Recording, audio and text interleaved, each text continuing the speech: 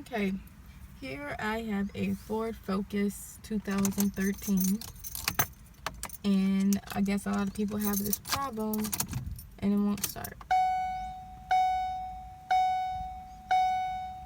I don't know what the fuck the problem is, but I'm irritated and I want to throw this car off of a cliff because it is so irritating. And I took it back to the dealer where I bought it from, and they act like they didn't have a clue of what I was talking about.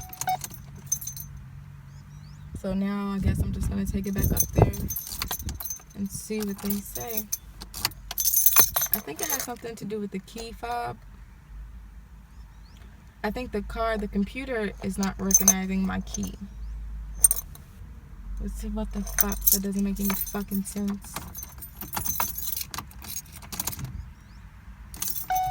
Piece of shit. This is making me hate Fords. My first car was a Ford. Oh, fuck me. Fuck. Did you guys just see that? And I've been sitting out here for like a good 30, 40 minutes. Beyond pissed off right now. Well, enjoy your day. Have a great day.